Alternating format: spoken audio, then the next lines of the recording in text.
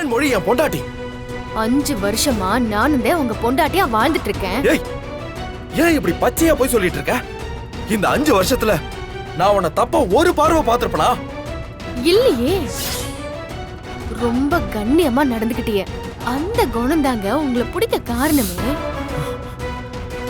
இந்த பாருங்க, நேத்து வந்தவ உங்க கூட பகுமானமா வாழ்வா, நான் இங்க ஒளிஞ்சு வாழுமா? நான் உங்க கூட உங்க வீட்டுல தான் இருப்பேன். ஏய், ஏன் இப்படி மாத்தி மாத்தி பேசிட்டு இருக்க? நீ தான் வீடு பார்த்து தரணும்னு கேட்ட. ஆமா கேட்டேன், அப்போ கேட்டேன். அப்புறம் யோசிச்சு பார்த்தா நான் இதுக்கு என் புருஷனை விட்டுட்டு தனியா இருக்கணும்னு தோணுச்சு. அதான் உங்க கூடவே இருக்கணும்னு நான் முடிவு பண்ணிட்டேன். நீ மட்டும் முடிவு பண்ணா போதுமா? அப்போ நீங்களும் முடிவு பண்ணி என்னைய உங்க வீட்டுக்கு கூட்டிட்டு போங்க. ஏய், அதெல்லாம் ஒரு நாளும் நடக்காது. அப்போ சரி, உங்களால முடியாதுன்னா விடுங்க. நானே நேரா கண்மணியோட உங்க வீட்டுக்குள்ள வந்து நான் உங்க பொண்டாட்டிங்கிற உண்மைய வீட்ல இருக்கிற எல்லார்கிட்டயும் சொல்றேன். என்னது? என் வீட்டுக்குள்ள வந்து உண்மையை சொல்வியா? நீ சொல்றது உண்மையா? என்ன உண்மையை சொல்வ? ஆமாங்க, சீக்கிரமா நீங்க என்னைய கூட்டிட்டு போகலன்னா நானே அந்த வீட்டுக்குள்ள நுழைவேன். சும்மாலாம் ஒண்ணும் இல்லைங்க, உங்க பொண்டாட்டியா. புரியுதா?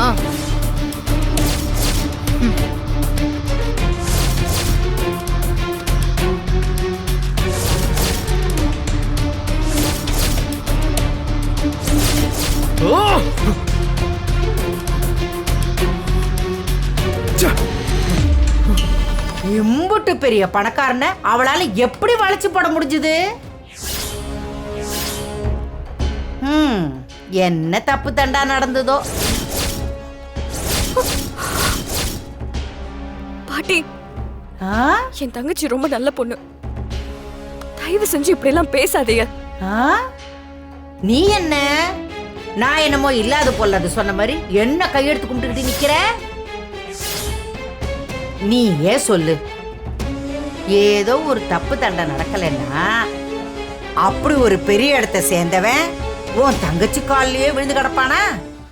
அப்பதான் போது நிறுத்துறியா?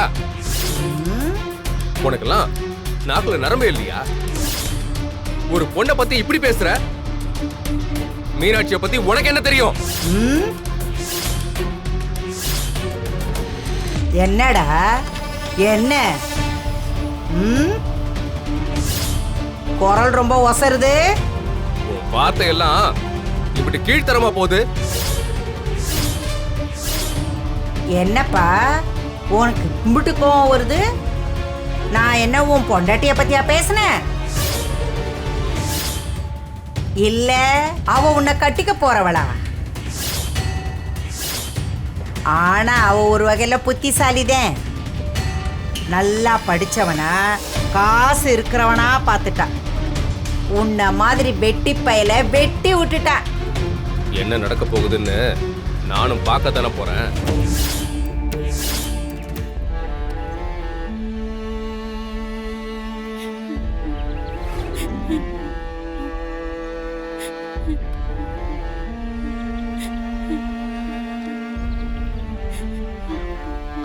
தெரியலையே, பார்த்ததில்ல பாட்டி. தெரியாது. என்ன அது? ஆமா, இந்த போட்டோல இருக்கவங்கள பாத்துக்கீங்களா? இல்ல, பார்த்ததில்ல. நல்லா பார்த்து சொல்லுங்கப்பா. அம்மா, என்னம்மா பிரச்சனை? என்ன வேணும் உங்களுக்கு? ஏமா அழுதுட்டு இருக்கீங்க? தம்பி, இது என் பொண்ணுப்பா. 3 மாசத்துக்கு முன்னாடி சென்னைக்கு வேலை தேடி போறேன்னு போனாப்பா. அப்புறம் திருப்பி வரவே இல்லப்பா. போலீஸ்ல கம்ப்ளைண்ட் கொடுத்தீங்களா? கொடுத்தேன்ப்பா. அவங்க என் பொண்ணு யாரு கூடயாவது ஓடி போயிருப்பான்னு சொல்றாங்கப்பா. கம்ப்ளைண்ட்டும் எடுத்துக்க மாட்டாங்க. நானும் எல்லா இடமும் தேடுறேன். சரிம்மா, சென்னைக்கு போனவங்கள இங்க தேடினா எப்படிமா கிடைப்பாங்க? என் பொண்ணு, அம்மா நான் பஸ் ஸ்டாண்ட் வந்துட்டேன், மதுரைக்கு பஸ் ஏறிடுவேன் வந்துருவேன்னு சொன்னா. கண்டிப்பா வந்திருப்பா. ஆனா எங்க போனான்னு தெரியல. யாராவது பார்த்துருக்க மாட்டாங்களான்னு நானும் தெரு தெருவா தேடுறேன்ப்பா.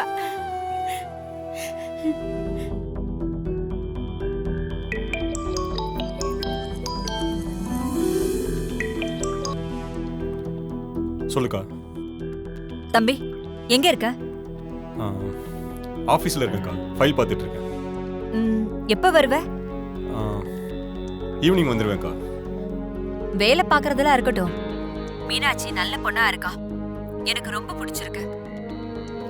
அவளை கல்யாணம் பண்ணா உன் லைஃப் மாறும்னு தோணுது.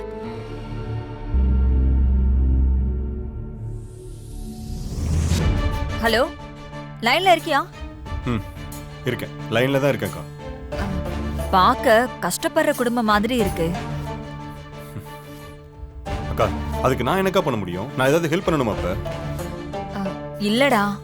அப்புறம் வேற என்னக்கா சொல்ல வர? இவளையாவது நீ கல்யாணம் பண்ணிக்கிட்டு நல்லபடியா வாழணும். அப்போ இவ்வளவு நாள் நான் ஒழுங்கா வாழலையா? கோவப்படாத, என் மனசுக்கு தோணுச்சு அதான் சொன்னேன். என்னோட ஆசை ஒன்னே ஒண்ணுதான், நீ அந்த மீனாட்சியோடையாவது சந்தோஷமா வாழணும், அவளையும் வாழ விடணும். I will try.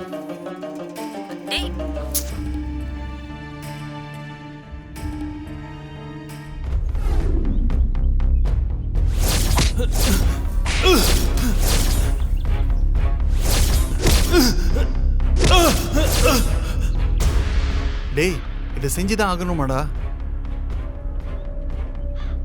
ஆமாண்டா, இதுல எந்த மாற்றமும் இல்ல. அந்த மீனாட்சி திமிர அடக்க இதான் ஒரே வழி. டேய், நல்லா யோசிச்சுக்கடா. இதுக்கு மேல என்னடா யோசிக்க சொல்ற? எவ்வளவு பெரிய கோடீஸ்வரனை அவ வளைச்சு போட்டு காப்பாத்தில. டேய், ஏதோ பேங்க் எக்ஸாம் எழுத போறாளா, அவளால என் வேலை போச்சு, மான மரியாதை எல்லாம் போச்சு.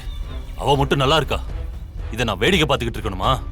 டேய், அவ தலையெழுத்து அப்படி, உன் தலையெழுத்து இப்படி, அதுக்கு நம்ம என்னடா செய்ய முடியும்? அவ தலையெழுத்த நான் மாத்தி காட்டுறேன். உன்னால முடியுமா? கண்டிப்பா முடியும். அவ அழகா இருக்கிறதுனால தானே அந்த பணக்காரனும் ஜீவாவும் அவ பின்னாடி சுத்துறாங்க. அவங்க ரெண்டு பேருக்குமே அவ கிடைக்க கூடாது. அவளை பார்க்கணும்னு ரெண்டு பேருக்கு தோணவே கூடாது. அவ அழக சதைச்சிட்டா அப்புறம் பார்க்கறதுக்கே யாரும் ஏத்துக்க மாட்டாங்க.